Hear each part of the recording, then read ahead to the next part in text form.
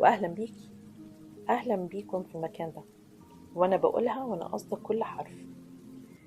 تخيل إنك داخل بيتي لأول مرة، الباب مفتوح، النور هادي ودافي، وفيه ريحة قهوة لسه معمولة، ممزوج ريحتها كده بريحة بخور خليجي، لأنه ده من المفضلات عندي وبحس إنه جزء من شخصيتي.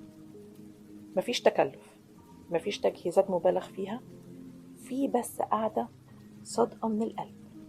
اتفضل، اتفضل اقعد. لو يومك كان تقيل حط شوية على جنب، لو شايل كلام كتير جواك مش لازم تقوله دلوقتي، كفاية انك موجود. انا هنا مش علشان اكون مثالية ولا علشان اظهر بأحسن صورة، انا هنا كبنت كبرت وهي بتحاول تفهم الحياة خطوة خطوة، كبنت كان عندها أحلام بسيطة وأحلام أكبر منها شوية، وبتتعلم كل يوم إن مش كل حاجة بتيجي بتبقى زي ما خططت لها. وأنا هنا كزوجة بتتعلم إن الشراكة مش دايما سهلة، وإن الحب مش اللون البينك بقى والبلالين والورد ولحظات حلوة وخروجات، لكن كمان صبر، تضحية، وفهم، وتنازلات أحيانا. بتتعلم إن البيت مش حيطان، البيت إحساس.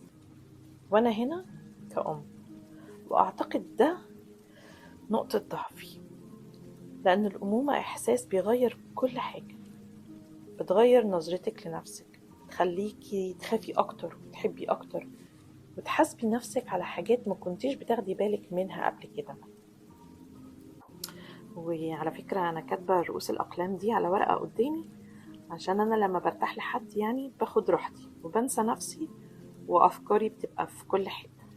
بس أنا المرة دي عايزة أبقى مرتبة أفكاري عشان أديكي مساحتك إنك تفهميني على مهلي. المهم كنا وصلنا لحد فين؟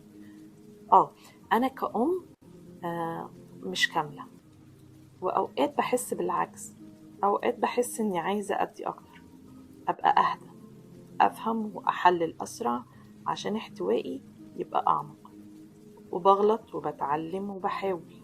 يا رب تكوني فاهميني. وأنا هنا كأخت شايلة حب قديم وضحكة لسه سامعاها وذكريات مش بتتكرر، وكصديقة مع إن الدور ده ما عشتوش كتير، بس قدرت و- إني أقدر معنى إن حد يسمعك بجد من غير ما يحكم عليكي. أنا هنا بكل الأدوار دي، مش بدور واحد بس. يمكن علشان كده كنت محتاجة أعمل مساحة ما كنش فيها مضطر أختار دور واحد، ما كنش فيها القوية طول الوقت، ولا اللي لازم تطبطب على الكل، ولا اللي لازم تبقى ثابتة وما تتهزش. واتمنى وانت بتسمعني تحس انك مش مطالب تبقى حاجة غير نفسك. لو انت بنت يمكن حسيتي قبل كده انك لازم تبقي اقوى من احساسك.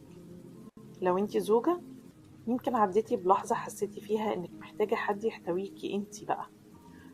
لو انت ام يمكن عارفة احساس انك تخافي عليهم اكتر من خوفك على نفسك. ولو انت صديقة يمكن تعبتي من فكرة انك دايما اللي بتسمعي ومحدش بيسمعلك.